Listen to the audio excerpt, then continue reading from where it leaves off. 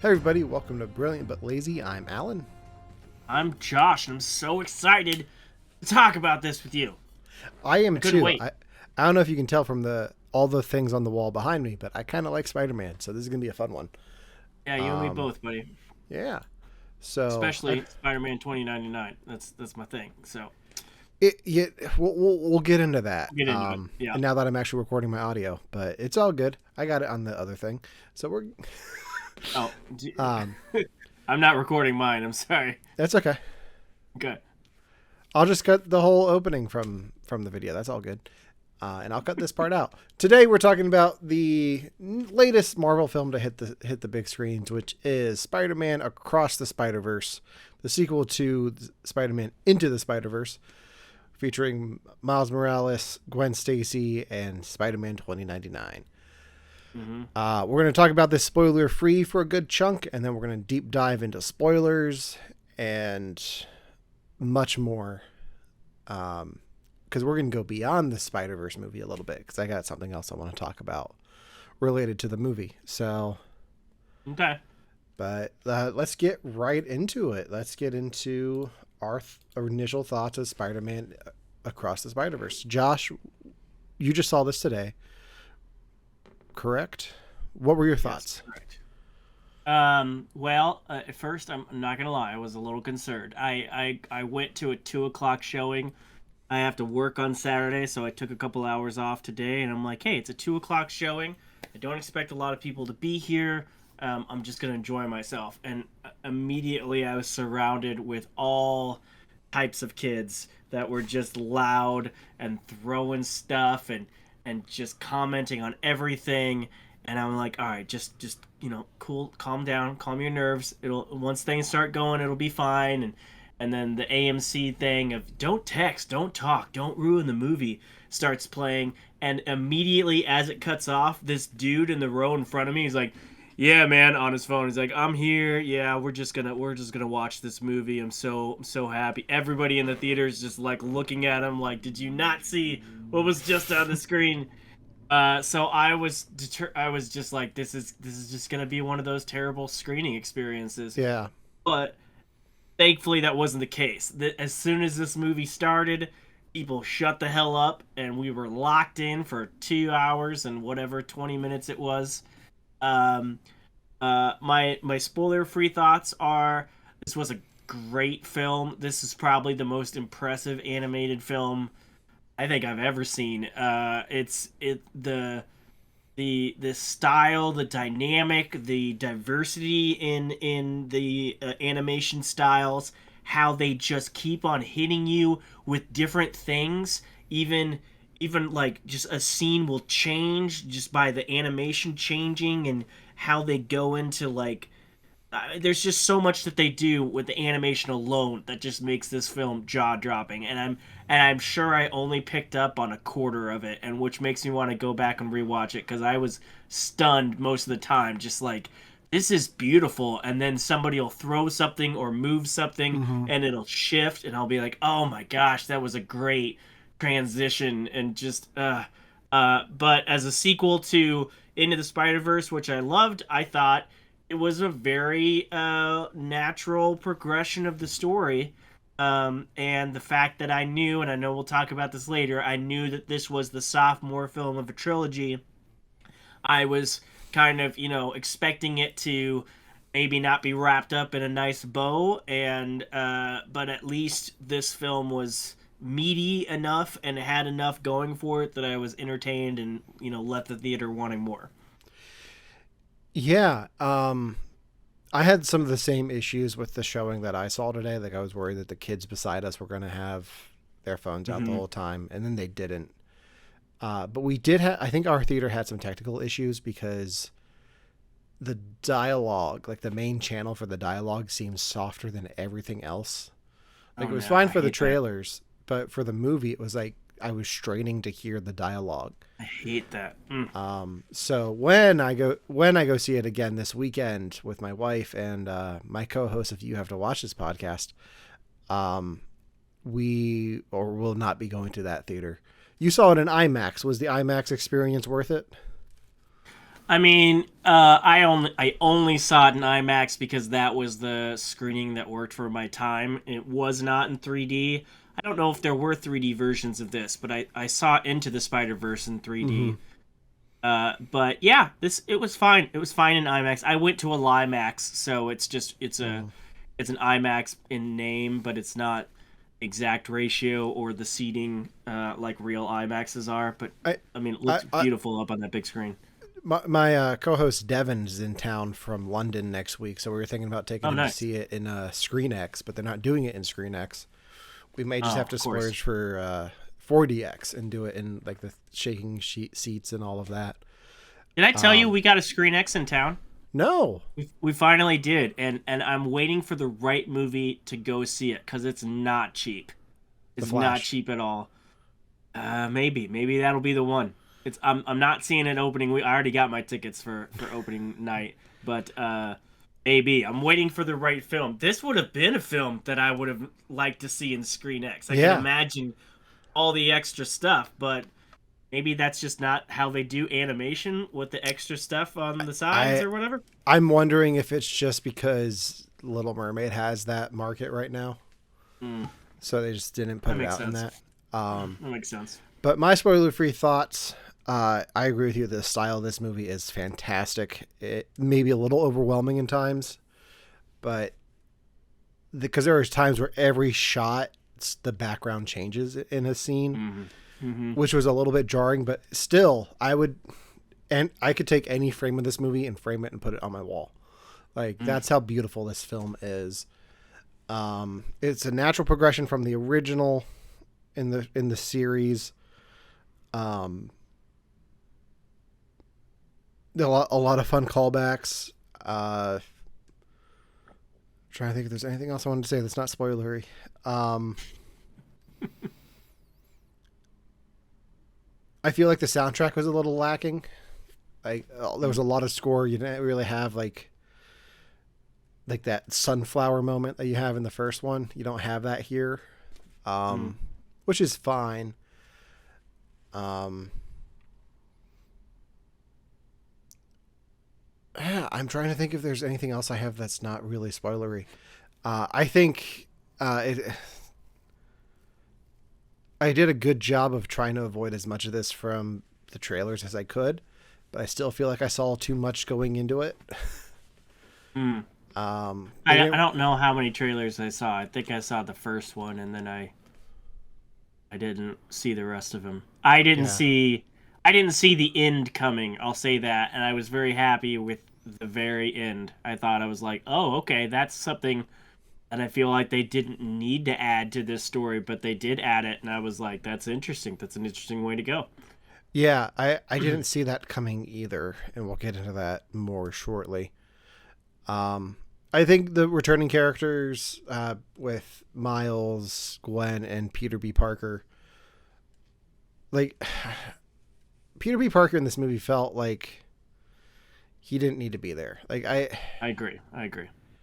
he's just kind I of feel there like because they're setting him up for more in this in the third one, but yeah, I was kind of like, okay, man, like I couldn't tell whose side he was on. I couldn't tell his real purpose, and I felt like we had enough dynamics between Spider Gwen and Miles that we did.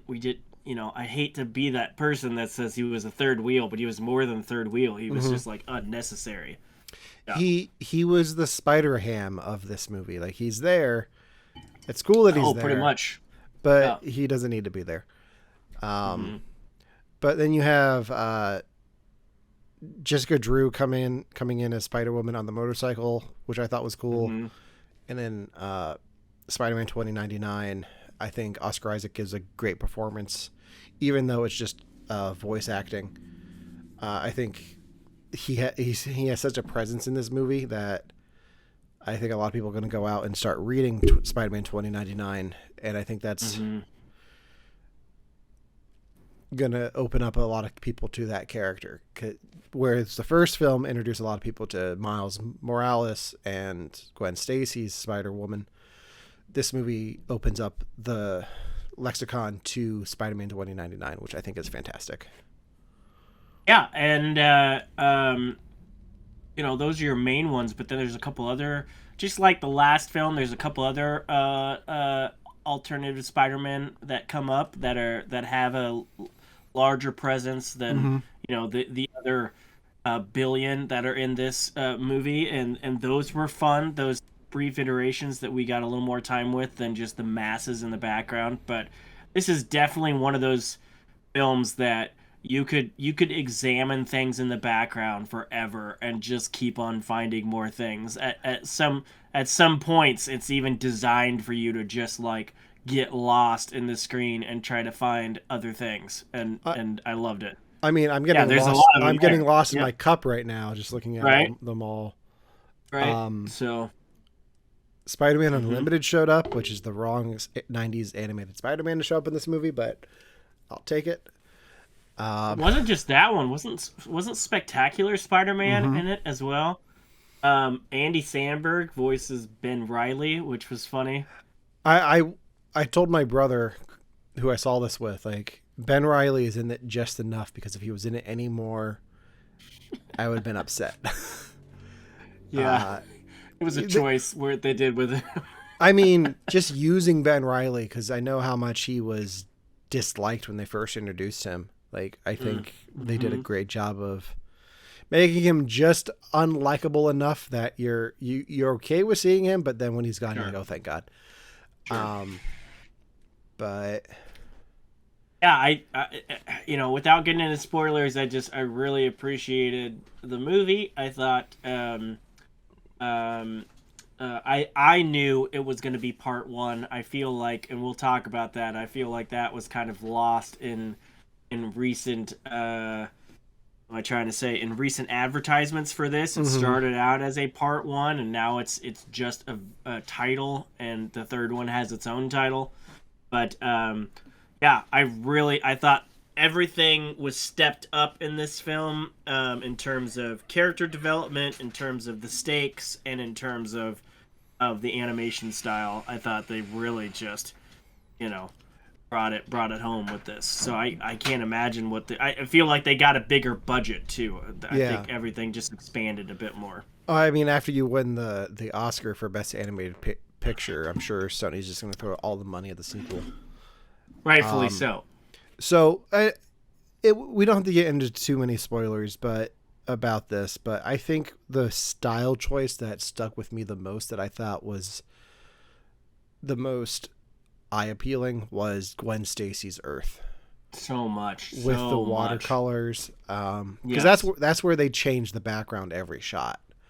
Mm-hmm. And Mm-hmm. even the character's skin tones change with the light, and Skin tones and outfit, and sometimes it'll all be a different color, and then she'll throw her mask on the table or something, and that'll wipe it, and then she'll be in her traditional colors, and her face tones will be back, and it was very somebody told me that that's how one of the runs of the comics are. It's very much that style. I've never read any of yeah, the Spider Gwen comics, but apparently that was a reference to a very popular run. But so much like the colors were matching the tones of the emotions of the scene, and the person who they were, with a lot of reds and blues for the dad, and then for the emotions. And yeah, there were just times where I was like, this is really cool, and then it would wipe and it would change. I'd be like, oh yeah, it's like it just came into focus, and I loved it. yeah, It was really cool. yeah. It that those scenes alone are the reason I want to go see re-see this movie. Me too. Um, because Unlike the crisp screen you can watch it on. Yeah. yeah, the Miles world looks great. There's some other worlds that we'll get into in spoilers that I want to talk about a bit because they made some choices. Um, but yeah, visually, like I think the Oscars right now for best animated picture are this and Super Mario Brothers, and I haven't seen Super Mario, Mm, but I in just my did. huh I yeah, just did. Yeah. Yeah. I forgot that would be in the running with this. Yeah. Yeah. Mm. hmm So, real quickly, what were your thoughts on Super Mario Brothers? Uh, it was it was fun. It was a fun movie. I wasn't I really didn't care about Mario's voice after about 5 seconds, and there were some parts that I thought was genuinely funny that kind of cracked me up a bit. Okay. It's definitely a less complicated film than this, so Yeah. but yeah, it was fun. Sure, I didn't see it in any prestige format or anything, but yeah, I liked it. Yeah. It was funny. My brother picked me up today to go see the movie, and I'm wearing my Spider-Man t-shirt and shorts with my Spider-Man socks on. So, and I never wear long socks with my shorts, but I have like Spider-Man socks on. I was like, okay, let's go see Super Mario Brothers. Nice. I will just say one final non-spoilery thought is I just remember when they announced Into the Spider-Verse as a film, and I was just like, I gotta admit, I was like, why? Why are we trying to push an animated film when we've got all these live action things? And is this really necessary? Couldn't this just go on a platform somewhere or straight to DVD? Is this really gonna be theater worthy? And that mindset made me really wait to see the film. I think the film was out a good month before I saw it in theaters, and I caught it like the week before it went out of my local theaters, and I was blown away by the film. I was like, wow, this was artistically more than I expected. It had a comedy level more than I expected. It had a story level more than I expected, and I was just like, wow, I was completely wrong about this film, and if they ever make more, I'd be interested. And so here I am going to this, literally the first showing of the first day that it's out in town, and I just want to see it again because it's everything I was hoping it would be and more, and I'm very pleased with what I got. Yeah, I was on the same boat. Like it wasn't because of anything I had heard about the movie. I just didn't get to go see it in theaters right away. Mm-hmm. But I kept hearing, "Oh man, Spider-Verse is so good. Like it's the best Spider-Man movie out there like ever." And I was like, "I don't know about that." But my wife and I took my brother to see it, and we're all like fans of the characters and stuff, and we're all like, that might be the best Spider-Man movie ever made. Like it blew us away, and as soon as they announced a sequel, I was immediately on board, especially with 2099 coming in. I didn't know where they were going to take it. And I think the way that I like that we're getting one of those trilogies where they make the original film and set up a potential for a sequel, but don't really have the plan in place. And then they make 2 and 3 back to back. Back to the Future did it. The Matrix did it. Pirates of the Caribbean Sometimes did it. It works. Sometimes it doesn't. Sometimes they do the other thing and they have a plan from the get-go, and then either they never get to those other films or they forget to make the first film worth watching, and then nobody really cares about the other films. That can be a good thing to plan everything ahead, or it could be a really bad thing as well. Yeah. I think it's worked out in this case. And on that note, I think we need to get into spoilers because there's some stuff that we need to talk about that has to do with our movie experience, I think, but also deals with the ending of the film. So if you have not seen Spider-Man Across the Spider-Verse yet, this is your spoiler warning. We are going to deep dive into spoilers. Before we do that, though, Josh, what would you rate this? Out of 5. Oh no, I'm sorry. Would you rank this brilliant? Oh, or brilliant, lazy? brilliant, beyond brilliant, across the brilliancy. Yes, it's brilliant. Yes, absolutely brilliant. And mention of our title's namesake, our Doc Ock gets mentioned a few times. Yeah. But all right, with that, we're getting into spoilers. You have been warned. That's the wrong. Okay, so in our group chat for the show here, Josh Berkey, our our fearless leader for victims and villains, asked if there was an audible groan at the end of the movie in our audiences, and for mine there was, because we won't get into the what of it right now, but this movie ends on a cliffhanger, and for the life of me, I cannot remember the last movie to end on such a big cliffhanger outside of Infinity War. Like, I can't remember the last time a non-MCU movie ended on a cliffhanger like this. Yeah, I mean, it's been a while. Hunger Games, maybe the first part of Mockingjay, and that's only coming to mind because I recently saw the trailer for the new Hunger Games film. But yeah, it's you don't get heavy cliffhangers that often. No. Did you have an audible groan in the theater when the movie ended? No, the only audible thing I heard was "wow." I heard that from somebody. I didn't hear any groans, but I'm not surprised if somebody went into this not knowing, because they kind of buried that. Is what I was hinting at earlier. I think the first trailer showed this to be part 1, but everything since then, and that maybe that wasn't even the trailer, maybe that was a teaser, but it was a while back. But I haven't seen anything that says part 1 in a long time, so maybe people forgot about that or just didn't see that initial trailer. In doing the pulling the artwork for the video show today, when you search Spider-Man Across the Spider-Verse, the first thing that came up in Google, like under the bar, was the poster that said part 1, but that's about it. So that was part of the marketing for the first teaser they released back in 2021. Like, this was a while ago. Sure, it was a way back. Yeah, it was the Gwen Stacy coming into Miles's room, and then you see Miles being chased by 2099, which is not a sequence that's in the film, because in that they go through multiple universes, and that never happens. Maybe yet. Maybe.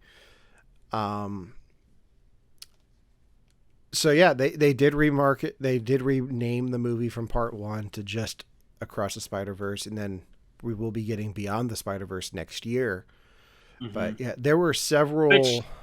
Go ahead. I want to go back to that original teaser announcement too, because I could have sworn that the sequel to this was coming out this fall, and then I just looked it up and it's March of 2024, and I'm like, God damn, I gotta wait almost a year for this sequel. Like, I was dead certain that the sequel was coming out. The third film was coming out in October. I don't know why I thought that. That was probably just my mind trying to... I think originally this was supposed to come out last October. Oh, maybe that was the case then. Maybe that's what I'm thinking of. Because this definitely got pushed back because a lot of the toy line was released and then ended up being put on clearance in a lot of spots because the movie never came out, and they had the toys for a movie that wasn't out yet, so no kids wanted.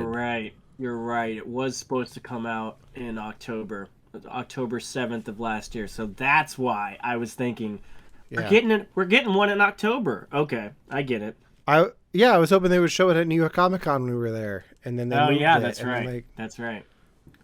Because Gwen Stacy was in the battle pass for Fortnite last fall, and then they never, like, they had all these merchandising deals in place.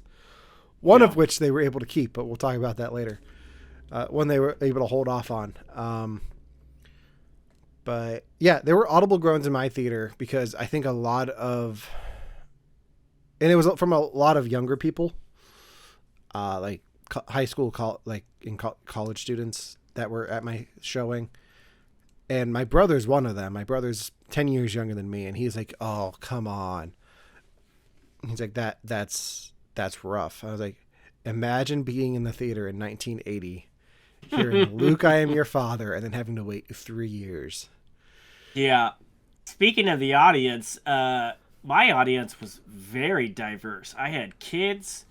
I had elderly folks. I had people of all age ranges there, and that kind of impressed me. I was like, I would not expect a pair of grandparents without kids to be at a Spider-Man animated film, and yet they were there. Like it was like, high class movie night, and so I was kind of impressed by the variety of folks that came out for this film.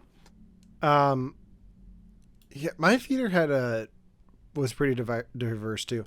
I know back when, after the first movie came out, my niece, who was like 3 or 4 at the time, absolutely loved the first Spider-Verse. So I'm wondering if maybe those grandparents knew the first film from watching it on repeat and like, oh, the new one's coming out. I'd go see that. I enjoy that first one. I've seen it enough at home with the kids. Yeah. Yeah.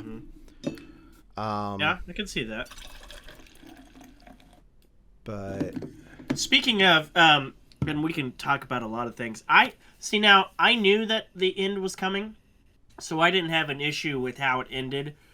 But I will say this is my only technical / critical critique of the film.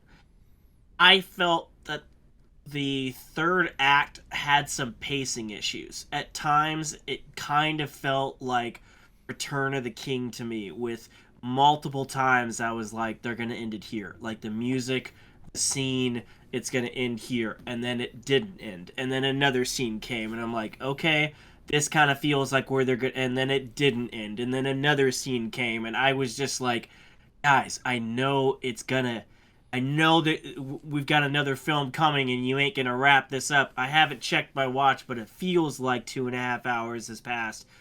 Where's the ending? And then they finally did end it. But it did feel like the momentum kind of slowed in that last, 15 minutes, 10 minutes of the film. And that would probably be my only critical note.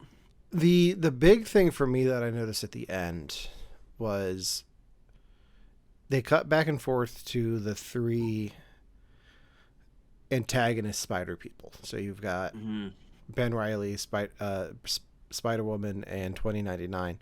We see what happens to Ben Reilly. We see what happened. We see Jessica Drew one last time. We never see Miguel again. Like they don't show him for the last 10, 15 minutes of the movie. Yeah. He seems to be the main antagonist. Sure. And that just felt odd to me. Like the fact that we don't see the main, I don't want to say bad guy, but we don't see the main adversary at the end. I think the last shot we got of him was him standing on a rooftop looking menacing or something like that. Yeah. That threw me off. But that being said, there is a lot going on in that ending that I don't know what you would do with him. But I think even just a shot of him looking at the spot coming in could have worked. But speaking of, what did you think of the spot? I'm a bit annoyed at Sony's marketing department when it comes to the spot, because I saw a spot on, I think it was TikTok, where they show him pop into the convenience store from the Venom movies, and I was like, why are you marketing that? Like, I don't want to see that. Oh, I didn't see that. Yeah. I saw it before the movie. I was like, I don't want to see that. Why would you put that out there? Beyond that, I like the idea of a villain who can explore the multiverse like he does. And I wish we had a little bit more of that before he went all big bad. Because I feel like there's a lot of fun you could have with that, with maybe him and being chased by Miles, or maybe we'll get that in the next one. But if you're gonna choose a live action Spider-Man to visit in a multiverse movie, why would you have to pick the convenience store from Venom? Yeah, that was a choice, and I was waiting for the camera to pan to show somebody. And I think a lot of people expected, knowing this was a multiverse film, I think a lot of people were expecting Tobey Maguire cameo or or an Andrew Garfield cameo or anybody cameo, and which we kind of got. Kind of got, but not really. We got those cameos in terms of flashbacks to things we've already seen. That the convenience store clerk was the only thing that they actually filmed. Yeah. That was other than also Glover, which I loved. I mean, that was great that they had him in there. A callback Homecoming. to Homecoming, which was great, and I liked that. But yeah, I mean, the convenience store was kind of like, I don't know. I didn't need to see Venom there, but I was kind of like, is it gonna pan over? Are we gonna see what's his face just kind of standing there eating chocolate or something, or what?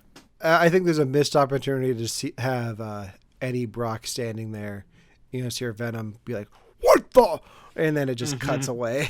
like, Mm-hmm. um, But in regards to Spot, I did like the character reminded me of Bloom, which was a villain in the Batman comics that Scott Snyder came up with, and it's kind of a faceless dude that looks silly but is incredibly like violent and dangerous. And I did like in the short span of this film the progression from this dude, just, is bumbling around a convenience store and can't even figure out how to rob an ATM to, at the end, he is this menacing force to be reckoned with. And I did appreciate that. I really did feel like, okay, like, no, you're not his nemesis. And I still don't feel like he's a nemesis at the end, but he's definitely a force to be reckoned with, and I liked that. I liked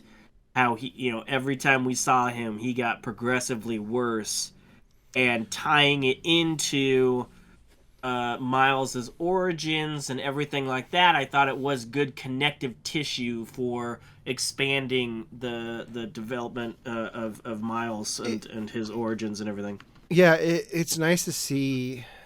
It's kind of like the typical Spider-Man villain arc, where you have a villain who gets corrupted slowly and more by their powers. Like going back to the Raimi trilogy, like that's what happens with Norman Osborn and Otto Octavius. It kind of felt like that a little bit, where every time you see him, he's stronger. He's a little bit more corrupt.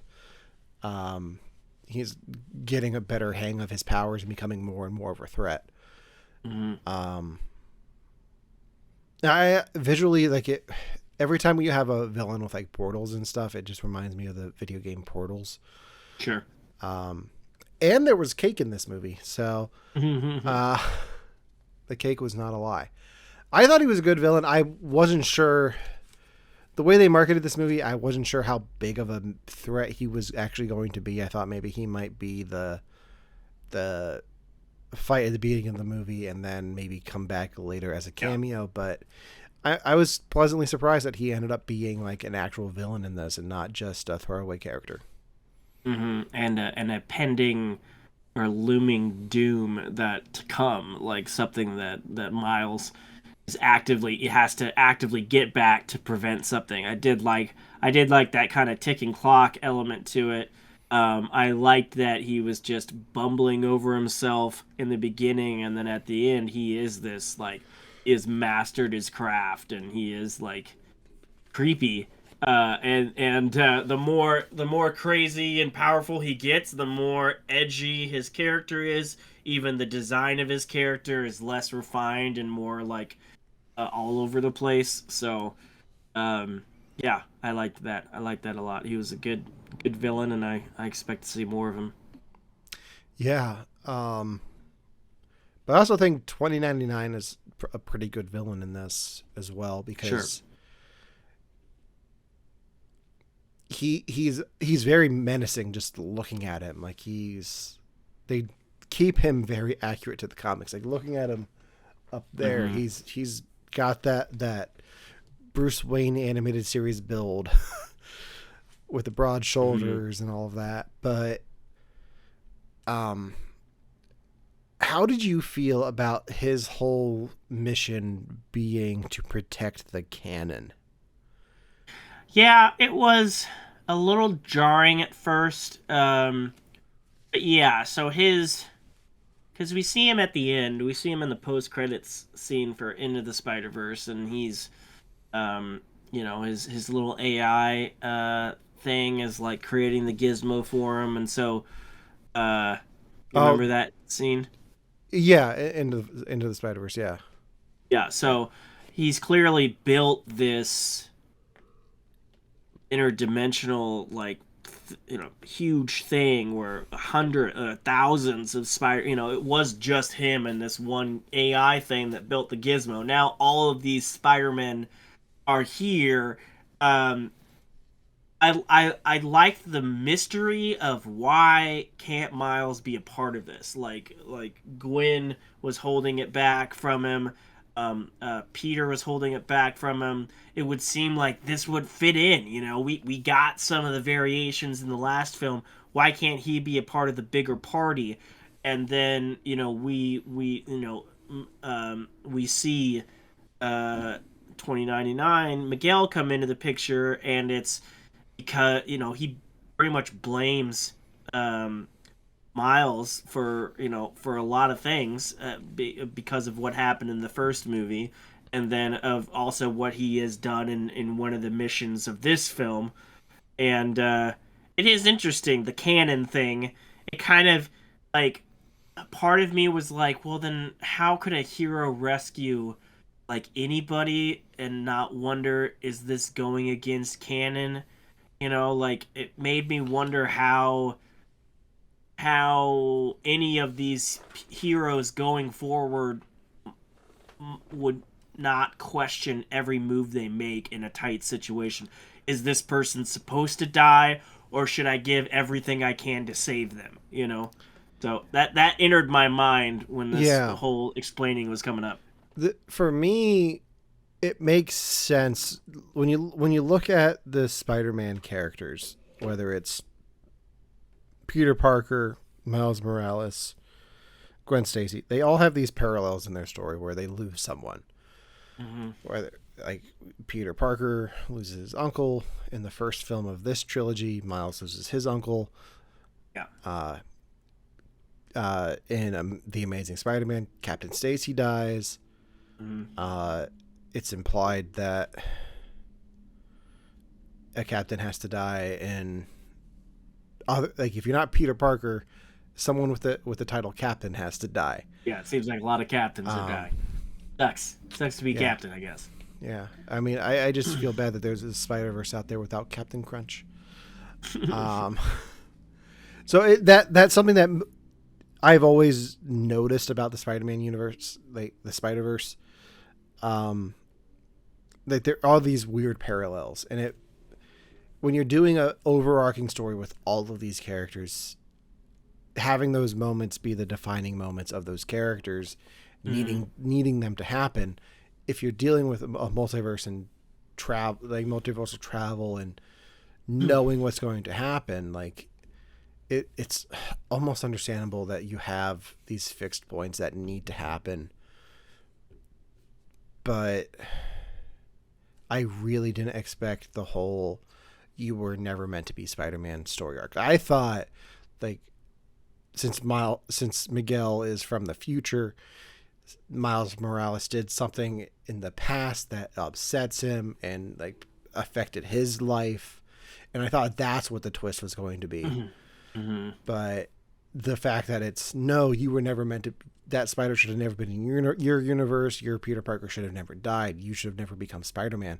And I was like, oh, so that explains a lot. It made so much sense to me once they revealed it, and Yeah. I think it works perfectly. I agree, because those are my initial thoughts, and I was like, is this really the motivation of Miguel? Is that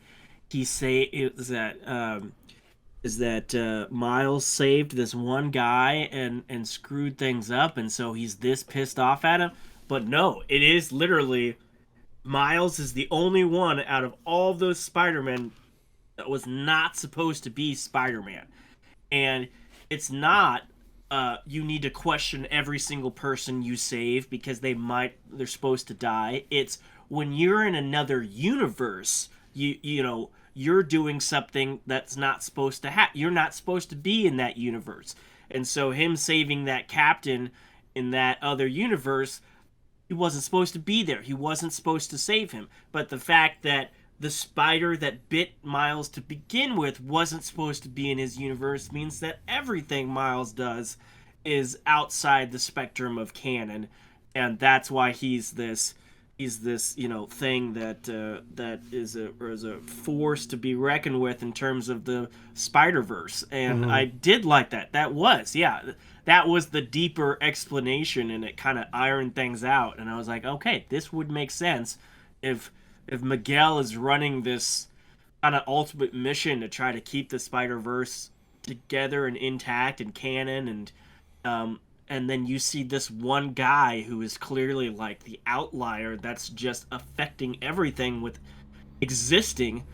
And I could see why he would not like that guy, Yeah, and want him, doesn't want him around at all. So it made sense. I liked that a lot. That was clever writing. it was. I wasn't expecting a twist like that. I'll save the ending for later. Sure. Let's talk a little bit about some of the universes we saw because Hmm. everyone's favorite toy brand makes it a cameo, Yeah. Yeah. which Legos. I shouldn't be surprised by considering this is a Lord and Miller production and Uh, they did the Lego movie. So yeah.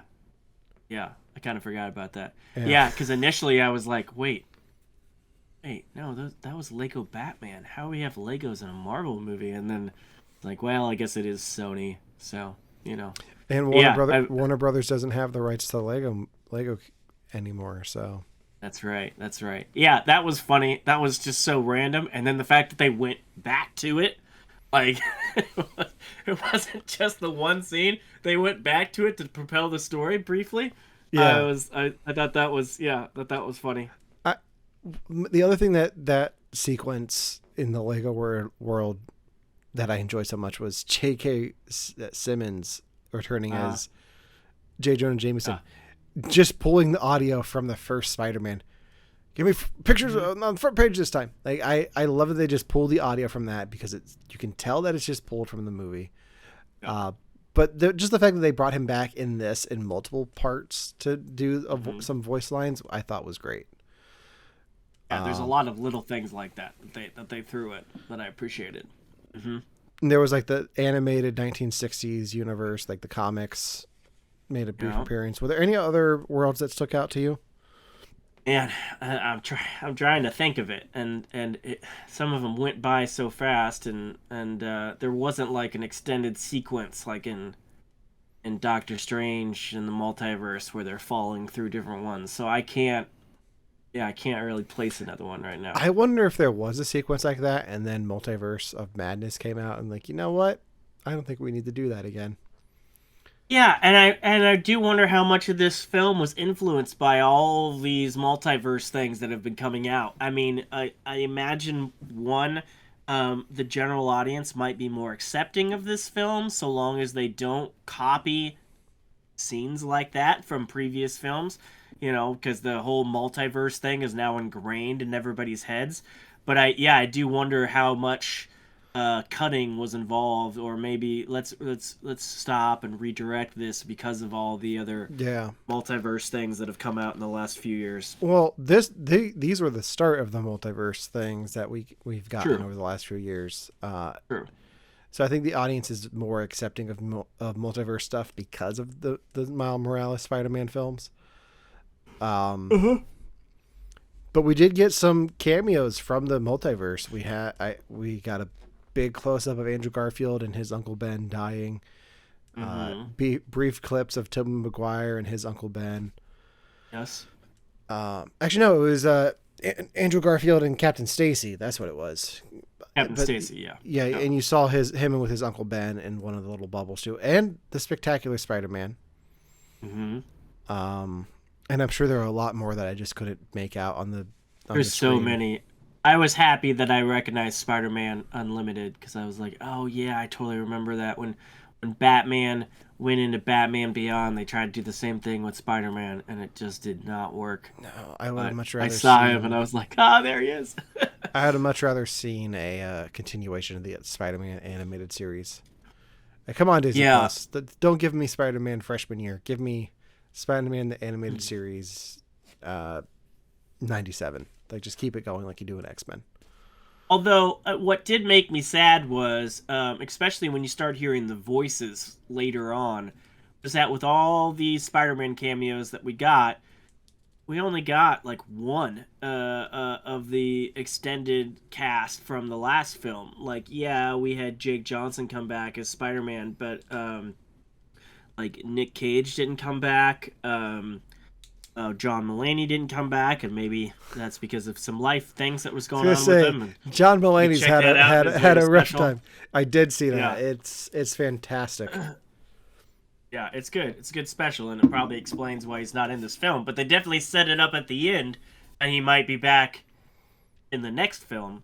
But yeah, you see the team at the end, and I'm like, I was kind of expecting maybe to see that team a little bit more later. But I did like the betrayal. Oh my gosh, the betrayal like cut deep when when um when Miles realizes that the friends he thought he had all knew about this beforehand and were Yeah. all kind of keeping it from him, and then he's being chased by them and everybody, and even one moment he has with Peter kind of turns out to be like they were tracking him the whole time, and he feels he feels betrayed by everybody at the end of this film, and Hmm. I felt for him, and I felt for, like, it wasn't like a mistake why he was feeling that way. It was a logical, like, he got to this point based on everything he was learning up into this and how people were acting around him. And yeah, that's, I mean, for a teenager, especially a teenager that might be falling in love for the first time with Spider Gwen, and had a maybe a father figure in Peter and everything, to be betrayed by those folks after missing them for so much, like, I felt for him. I thought that was good. Yeah. Um, and I feel like you didn't need Spider-Man Noir or Spider-Pig. He didn't need Spider. them. I just noticed Because that they were gone. yeah, you noticed they were gone, but he didn't really have that close connection to them. Sure, sure. Um, The Mechazoid chick came back. Penny I forgot. Penny Parker. Yeah, she came back briefly. But I did like the other ones we got. Spider-Punk was great. I loved Spider-Punk. I loved that Spider-Punk wasn't really down with the whole, Yeah. let's chase after him at the end. That was great. Like, I was like, wait, are they making him to be a villain? And they're like, no, he's just too cool for school for the rest of these guys, and that goes with him. Like screw the hierarchy, rebel against, let's call for anarchy. I love that Yeah. character aspect of him. So that fit great. And the other one, what was the other Spider-Man? The Indian Spider-Man. I'm looking it up. Yeah. He was great too.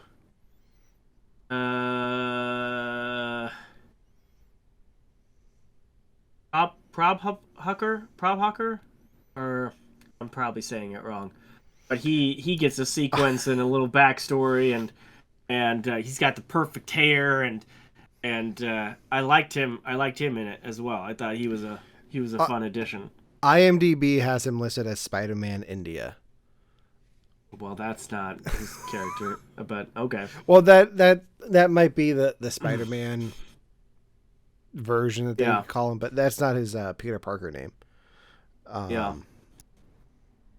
And they mentioned it so many times because he kept on being like, "Who's that guy?" and should I be concerned? I don't know, but I liked him. Yeah. I liked him. I liked his world. His world was again another great animation.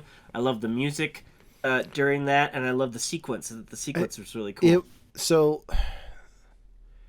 that sequence got to be a little bit much for me. Like, I don't know if it was just from the audio and like trying to follow everything, but like it just got to be too much, and I started like to fall asleep. Like, it wasn't that it was boring. It was just like so much overload because I was straining to hear the dialogue for most of the movie, and then like trying to follow the visuals. That's gonna be annoying. Yeah. So I actually missed him saving the captain. Oh gosh, okay. So, I'm sorry. but I was able to put the pieces together pretty quickly. But yeah, like, I dozed off for like a second. And he's voiced by the cab driver from Deadpool. Oh, is he? So, yeah. Nice. Oh yeah, he is. Yeah. So, Yeah, I think we've talked. I think we've talked about everything but the end. Yeah, I think we have too. Before we get into the doubles and everything, did you see the twist coming that he didn't go back to his home, that he went to Universe 42 or whatever? I figured it out halfway through his conversation with his mom. Yeah, me too. But I didn't realize it at first, and then I was like, they've set it up throughout the whole film. They kept on throwing that in our face. 42, 42, Spider 42, Spider 42. And then they read his genetic code and send him back to whatever world that is. And so when I realized it as well, I was like, oh yeah, that makes sense. I like that twist. I didn't see that coming initially. It's a very interesting twist to set up a third film where they can do a few things with that. They can either spend most of the film dealing with that or just deal with it for the first 10 minutes and then get back to the other story. And I honestly don't know where they're going to go with it. Like, you have so many hanging threads to tie up that it's interesting to see where they're going to go with it. So I liked how they filmed it, because Gwen Stacy was seemingly outside and following him, and she had taken out Ben Reilly, and so it did mesh well. My only critique is that they then kept on cutting back to Peter, and I was like, I don't need to see loving dad Peter right now. Stop cutting back to him. Like, keep it on Gwen Stacy and Miles. But then, even with Gwen looking through the window, it was very like cinematic. They were like, that twist that she was looking at an empty room, and at first I was like, wait, he didn't change anything. He hasn't gone into the past or anything. Why would I realized before he even said I'm Spider-Man, I'm like, his mom's not going to know who Spider-Man is, but why would that be? Because that's all the husband talks about. And then I was like, oh, yeah, the other universe. So I thought I really did like that twist, but then it just kept going. Like, again, I was like, this is where it's going to end. He's going to be lost and confused, and I don't know how to get out of here. But then, no, they took it a little bit further, and the Prowler's back on the scene, but it's not his uncle, and his uncle looks like he's been on like crack or meth or something for a while, and he just looks that much more vicious. At least in Miles's world, when he didn't have the suit on, he didn't look like such a daunting individual. Yeah, he definitely does in this universe. But then we get the other reveal.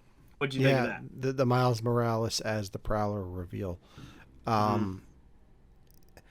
As soon as he gets knocked out, I was like, okay, that's where they're going with it. But I think they built up to it so well, because these movies are like, just knowing how much my niece liked them when she was 3, like, these are made for kids. And I think even though this film deals with some complex stuff, I think it's delivered in such a plain and simple way that it's digestible for any audience to understand. And I think they did a really good job of that reveal, because it does get complicated when you bring in multiple universes.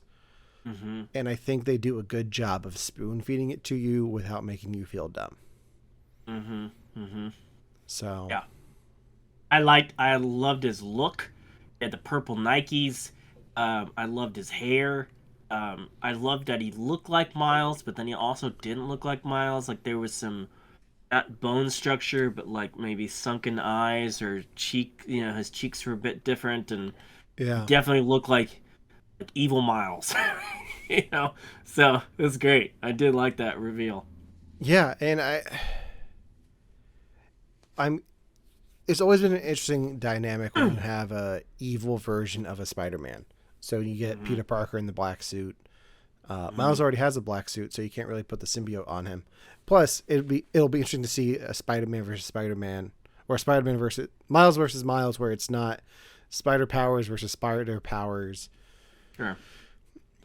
And like, just getting the symbiotes involved is just a whole nother thing that I Sony's doing enough with that they don't need to do anymore. Sure.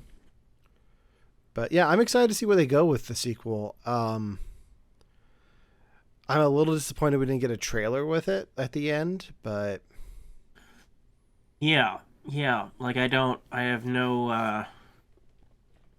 We did get this awesome not in credits. This awesome credits sequence, which um felt like a Bond intro. Like when I was watching it, I was like, dude, this is trippy. I like it. Like the credit sequence for the first film was just this fun, just bizarre craziness of like mirrored upon mirrored Spider-Man. That's not what this was. This was Yeah. more of a darker, heavier Spider-Man running into Spot and 2099 coming after him. It felt like a Bond credit sequence, and the music was so good. And I'm not gonna lie, I was sitting there trying to Shazam what the song was, and I couldn't find it. And I've been on Google for like the last hour trying to find what that song is. I can't seem to find it. Nobody on Twitter knows what it is. I keep seeing adverts for the Calling song, but I'm pretty sure that's not the song. Unless I'm just remembering it wrong. There's a big song in the movie that's called Calling. I'm Hmm. pretty sure that's not the song. Uh, but then yeah, we didn't get a in credits or mid credits scene. We just got that he'll return in Beyond the Spider Verse. So I mean, I assume they're pretty deep into it, and you would think there'd be some type of tease, even if it's less than a year out, they've got to be pretty close to it getting done. If it's not, mostly in the bag already. But yeah, I am excited for it. Again, I really did not expect the double. I feel like that could have not been in this film, and it would have been just fine. And so it was an element that I didn't see coming. And it'll probably not be a I don't know how crazy of an element it'll be in the third film because now you have to finish up that story, you have to finish up the Spot story, and you have to finish up the 2099 story. So those are three Yeah. pretty big elements for the third film. Yeah. I'm trying to see. Oh, well, that doesn't Shazam help me at couldn't all. pick it up, so Yeah. I was disappointed The in it. soundtrack doesn't seem to be out yet, so give it some time, and it might actually I'm show up like sure. over the weekend. I'm sure it will. Um. I went on Twitter, and I'm glad I didn't go on Twitter before the movie because there were already massive spoilers for this film. I mean, this film technically hasn't even officially released yet. It comes out tomorrow. Like Mhm. as common as Thursday showings are now, it still releases tomorrow. The And There was a lot of talk on the internet about there being a cliffhanger, which I was like, yeah, I mean, it's part two of three. Like it's. I knew that. Yeah, I like knew people were that. posting like scenes and like screen images and even of small things like Glover, which is I get it. It's not essential to the plot, but that's still like a spoiler. And I even commented on one dude's. I was like, "Really, a spoiler already, man?" And he's like, "If you don't want spoilers, don't go on the internet." I was like, "Or you don't have to be the first one to drop it Yeah. on Twitter." Uh, I mean, I feel like there's just people trying to get out there, and I can see why. Like it used to be. I remember going to midnight screenings on Thursday nights. Like there was a summer that Brian and I, my good friend, we went every every Thursday night for an entire summer. We saw a midnight film. Didn't matter if it was a shitty film. I think we saw Piranha 3D and at a midnight screening. We went every week. We were both single. That's just what we did. But now, I saw it at 2 p.m. On a Thursday. So there's so many showings now, Yeah. but it still doesn't come out to Friday. So the least you could do is wait. I don't know. It's just so dumb to me. Like, oh, we gotta rush out and post it before somebody else does. Yeah, I mean, that's part of the reason we don't live stream these reviews anymore is because it's like Yeah. people haven't seen it yet. There's no point of us going on the internet and saying, "Oh yeah, Miles Morales is going to face Miles Morales in the next movie," and Mm-hmm. like, there's no point in putting that out there. Like we do. I think we do a pretty good job of saying these are the spoilers. Like, Mm-hmm. if you haven't seen it yet, like this is your chance to stop. But if we put it out there live and somebody just joins us and we're talking about, oh yeah, Miles is never supposed to be a Spider-Man. Oh man, come on! Like, why was you? Donald Glover's in it. Like, oh man, like no, we don't need to be those guys. Like, there's no need for Yeah. that. Like, this will come out Saturday. like it Yeah. usually does. And if you see it, great. Like if you haven't, I probably won't share it to my socials until Monday, because then you have the weekend to watch the movie, and then if you've seen it, great. If not, it's here. So Yeah. Oh, one other thing. We didn't really talk about this, but one thing I did see on Twitter and some of the reviews that I've seen is some people, which I don't, I don't really care what they think, but they were just like, "Oh, this movie doesn't start very great." And I was trying to think to myself, how does this movie start? And it starts with Gwen Stacy. It's like she starts the movie. yeah, Like it's all in her world. It's a little backstory for her. We've got this cool drum intro where she's voicing it over, but then we do see a little more of what she's going through and what her family dynamic is. And while I didn't really care for the Peter Lizard thing, I did really like this vision into her world and how she's like, she's like so uncomfortable at home because her dad literally feels like he needs to take down Spider-Woman in order to make his daughter proud and to yeah. avenge his daughter's friend. I loved that. I was like, this is great, and we're starting the movie like this. And then at some point it does stop and it like restarts over in Brooklyn with Miles and back to the Miles visuals, and I'm like, oh gosh, this feels so good.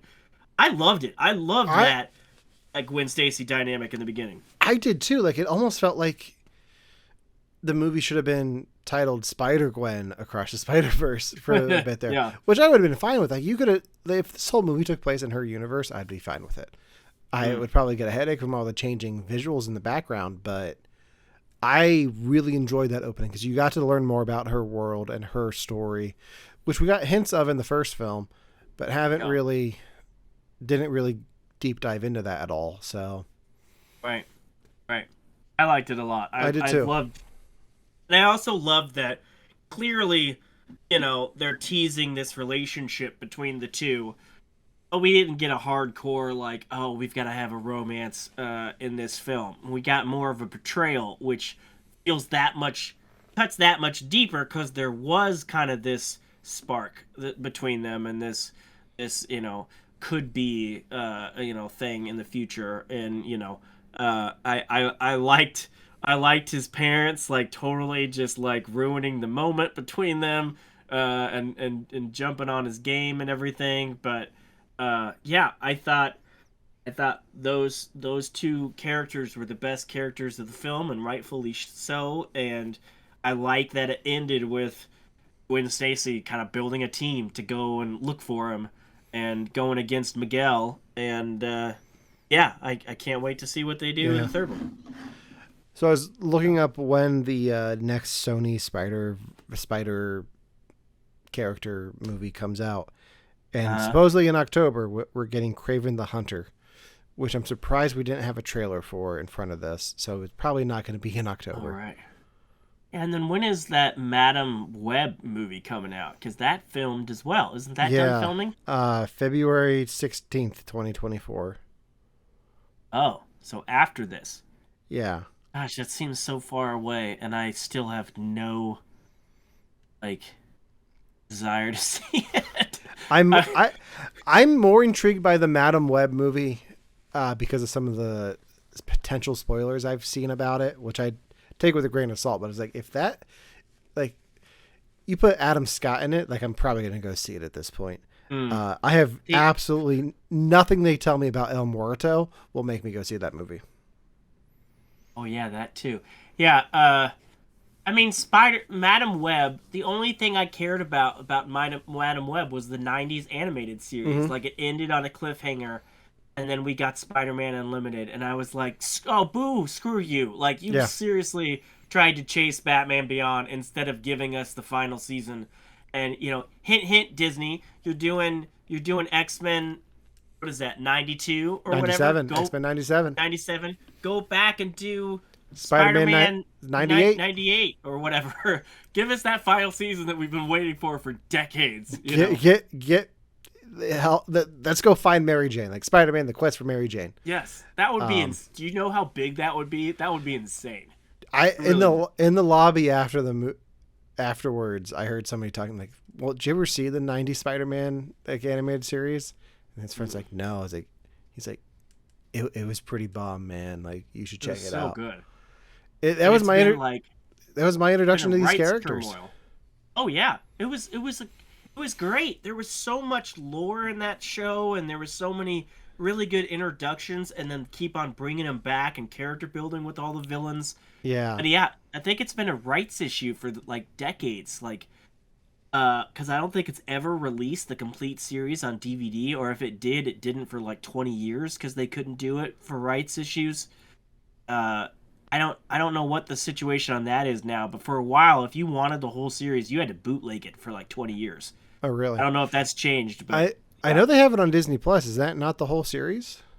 That's well, that's streaming. But I remember Okay, for to own it. decades, like they released the box sets of or the season sets of X-Men over in the like the later 2010s, and everybody was like, "This is great," the X-Men series, and then the same with the Batman series. They released the HD version of the Batman. Everybody was like, "Where's Spider-Man? Where's Spider-Man?" And it was a Yeah. rights thing. So I wonder if that's what's keeping further. But I would love for them to go back and do that. That would be amazing. Uh, but otherwise, all these other spin-offs feels like what they tried to do after or during the Andrew Garfield thing when they were announcing everything from an Aunt May movie to the Sinister Six movies. It feels like that. It feels like someone was like, "Hey, we gotta win. Let's try Yeah. to do some of those again." Like Mm-hmm. nobody wanted them back then. Even Craven, like I see Craven as a part of the new game, and Yeah. that was kind of interesting. But do I really need a whole movie? And Aaron, what's his face, Johnson? Aaron He's Taylor Johnson. Yeah. outside of there's just something about him outside I of Kick Ass. I don't really care for him. I don't know. He I seems pretentious as fuck. I'm still hurt from Morbius. Probably not as much as Tyrese Gibson, but did Yeah. you see that interview with him? No. He's like, I don't get paid to hold my tongue about the movies I've made. I watched Oh gosh. Morbius for the first time last week, and I don't know what that was, but that's not the movie we shot. Oh, so he Uh, was at least being honest about it. yeah, He wasn't trying to say, "Screw you yeah, all. This was an amazing film." yeah. Okay. He was like, Well, no, that's and rightfully so. Like, it did feel like it was cut to shit. Like even from the trailers to the movie, it felt worse than the David Ayer Suicide Squad or yeah, whatever. even scenes of it didn't feel like they were the same scenes. Like that post-credit scene with Michael Keaton. Oh, Ugh, that just felt desperate. So desperate. yeah, So desperate. Yeah. Who but knows, man? Who knows? we might be Still getting it. making them. They're still making them. They've got they got Donald Glover on board for a movie as well. Like he's producing. But So is that going to be like the Lando film that we'll never get for Star Wars, like just hanging out in the Sony I don't ethos? know. Donald Glover has been so busy, man. Like he's Maybe making this art. is their strategy. Maybe this is Sony's strategy. They announce and put out a couple of shitty Spider-Man spin-offs. They let Tom Holland go make his little artsy films that aren't doing well, and then they bring him back for the next Spider-Man because they've announced it. They are bringing him back. So maybe they need to like set your appetite just by serving you shit for a few films, Yeah. and then like here we go back to what you wanted. I don't know. I mean, the last time they did it was after No Way Home. It was, oh, you like that? You really like that? Okay, Morbius. Oh, and they had this. They had the video game Spider-Man in this Yeah. film as well. I No, love that cameo. Not only that, like his roommate's playing a Spider-Man game on his PlayStation in the Oh, I dorm missed room. that. I missed It, that. it looked like a Spider-Man game because he has like the Iron Spider suit with the arms in like the city. Like Makes I don't know sense. which game it was, but I noticed. So Yeah, I saw some stuff from the older Spider-Man games as some of the stuff in the background, but yeah, when they did the new one, I'm like, oh, I just played that. Yes, he's in here, and he's got the voice, and it's great. yeah, Speaking of PlayStation, of course, they had the Gran Turismo trailer in front of this. I And didn't get that trailer. okay, have you seen the Gran Turismo trailer I though? have not. Okay, it looks really good. It's the whole true story. Somebody, they held like auditions for gamers to become a real thing, and the kids behind me, one kid was like, "Wow, that seems really cool. I can't believe that really happened." And why have we never played that game? And then his brother or whatever was like, "Ah, that's PlayStation. PlayStation games suck." I was just like, okay. They just had some Yeah. commentary on PlayStation games. No, we had the trailers. We had the Barbie trailer in front of Okay. ours, and I leaned over to my brother. I was like, I'm going to see that opening day with It looks so Oppenheimer. good. I just want to do the double feature. Like I feel like that's a achievement I need to unlock is seeing Barbie and Oppenheimer the same day. It's gonna be stark So differences in tones. And they I'm fine just with announced that Oppenheimer is R. I wonder is if it? that's gonna change. That's gotta be Nolan's first R-rated movie, I think. I don't think he's done an R-rated movie up to this point. Memento wasn't R. Oh, maybe it was, but that wasn't. I mean, that's not modern Nolan. That's not. That's indie Nolan in my books. That probably was R. That was R. Yeah. But That's that was before he was Nolan. That was before he was a household name. That I'll give you. Um, Even his war film was PG-13. yeah. I mean, you gotta separate the audiences a little bit from Barbie to Oppenheimer. So that'll Sure. be how. They also had a trailer for some other animated film. It had the Elemental trailer, but they had this other animated film that's coming out later this month, and I'm like, I've never heard of this. It was about a kraken, a girl that becomes a kraken. I heard about that. I saw a trailer for this once, and I can't remember what it was in front of. And But it's from the same studio as the Dragon films, the How to Train Your Dragon films. And DreamWorks. it comes out at the end of this month, and I'm like, wow, how have I never heard of a film that's coming out in a couple Right. weeks? They're trying to ride that Little Mermaid wave all the way to the Yeah. bank. It even includes mermaids. Yeah, it's like the Kraken versus the mermaids or whatever. Mm-hmm. Yeah. Anyway, Just like Warner Brothers in 2 weeks is going to be riding the multiversal train with The Flash, absolutely. which And I will be can't our wait. next episode of Brilliant Yes. But Lazy. Yes. I feel like Berkey's going to want in on that one. So I'm sure he is, and he's gonna have to see it early. yeah. 'Cause I'm not. I don't know how long I'm gonna be able to wait to talk about that. I mean, my wife and I are both on summer vacation at that point, so we'll probably go 2:00 opening day to see it because I still got the poster up on my light box, Yeah. ready to They go. showed the new trailer for that in front of this, and I didn't want to see it. I've avoided the new trailer, so I saw it and I was like, okay, Yeah. I didn't want to see this. When we saw Jersey Girl in New Jersey, they showed one trailer before it because it was the director's cut, so they could do whatever.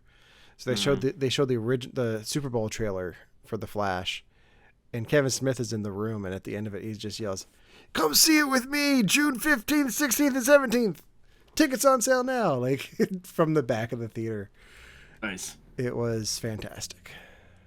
Yeah. So Yeah. next time you're on the East Coast, I feel like you and I need to take a trip out to. Oh, I'd love that. I'd love that so much. We'll talk after the show about everything that happened and all of that. Sure. So, Sure. but yeah, I think that does it for this edition of Brilliant But Lazy. Make sure to follow Victims and Villains on Facebook and Instagram, and subscribe to our YouTube channel, Victims and Villains. You can also subscribe to our podcast wherever you listen to podcasts. So until next time, for Brilliant But Lazy, I'm Alan. I'm Josh. And remember, with great power comes great responsibility.